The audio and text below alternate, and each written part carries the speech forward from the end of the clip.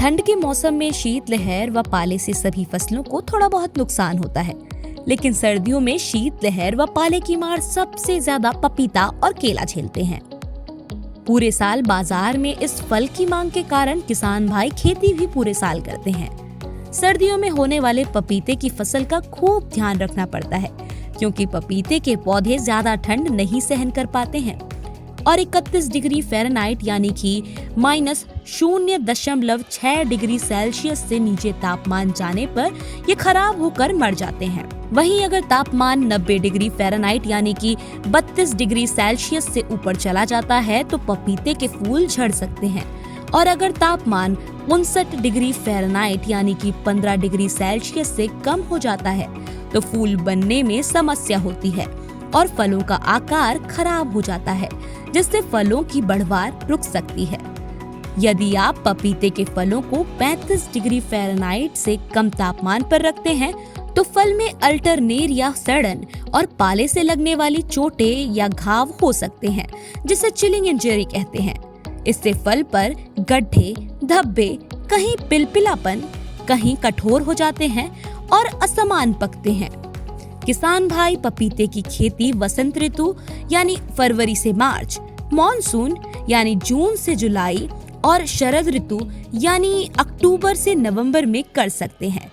खेती के दौरान 1.8 इंटू 1.8 मीटर पौधे से पौधे की दूरी रखी जाती है।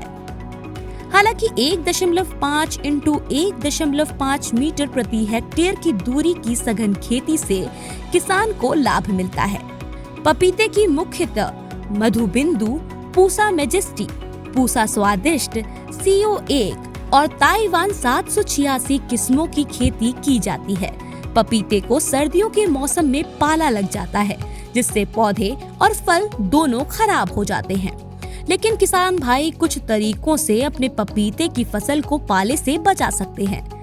फलों के पौधों को पाले से बचाने के लिए फसलों के नीचे करीब 100 वाट का बल्ब लगा दें। जिन क्षेत्रों में फसल को पाला मारने की संभावना ज्यादा होती है, वहां के किसान भाई चुकंदर, गेहूं, मूली, जौ आदि की फसलें उगाकर ओस के प्रभाव को कम कर सकते हैं। इसके साथ ही किसान भाई वर्षा सिंचित क्षेत्रों में ओस के प्रभाव को कम करने के लिए सल्फर के 0.1% घोल का छिड़काव फसलों पर कर सकते हैं। पौधों को ओस से होने वाले नुकसान से बचाने के लिए सूक्ष्म और द्वितीय पोषक तत्वों का छिड़काव करके भी उनकी रक्षा की जा सकती है। अपनी फसल को पाले से सुरक्षित रखने के लिए किसान भाइयों को खेत के चारों तरफ शाम के समय धुआं करना चाहिए।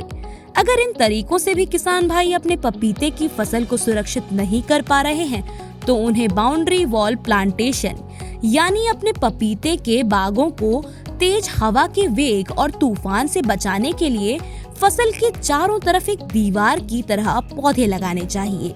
इसके साथ ही उत्तर पश्चिम दिशा में हवा रोधक और वात रोधक बनाए जाने चाहिए। ये फसलों को शीत लहरों से सुरक्षित रखते हैं। विंड ब्रेक्स ऐसी संरचना है जो हवा के प्रवाह को तोड़ते हुए उनके वेग को कम करती है, जबकि शेल्टर बेल्ट पेड़ों या झाड़ियों से बनाए जाते हैं जो फसलों को तेज हवा से बचाती हैं। शेल्टर बेल्ट और विंड ब्रेक प्लांट्स ने फसल के अनुकूल सूक्ष्म जलवायु को संशोधित करती हैं और पक्षियों, मधुमक्खियों और पालतू जानवरों के लिए ठहरने का ठिकाना बन जाती हैं। यही वजह है कि विंड ब्रेक प्लांट्स तेजी से बढ़ने चाहिए, क्योंकि भारत में आमतौर पर किसान भाई इनका उपयोग हवा रोधक हवा को रोकने के लिए करते हैं। हवा को रोकने में उपयोग किए जाने वाले पौधे जामुन, इमली और कुछ अन्य पेड़ जैसे बबूल, लॉसोनी, थेवेटिया और कैलोट्रोप्सी है।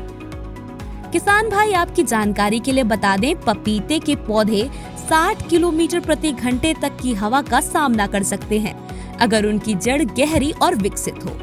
जहां तेज हवाएं चलती हैं, वहां विंड ब्रेक जरूर होते हैं जो पौधों को आसानी से नुकसान नहीं पहुंचने देते और फलों के उत्पादन में बाधा उत्पन्न नहीं होने देते हैं।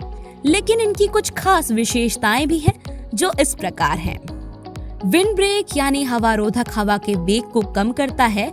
इसके साथ ही मिट्टी की सतह से पानी के वाष्पीकरण के नुकसान की जांच करता है। फसल को ठंडी हवा और पाले से होने वाले नुकसान से बचाता है। साथ ही साथ हवा से होने वाले नुकसान को कम करके फलों के उत्पादन को भी बढ़ाता है। आप सोच रहे होंगे हवारोधक पौधे कौन कौन से होते हैं, या शायद कुछ के बारे में आप जानते हो।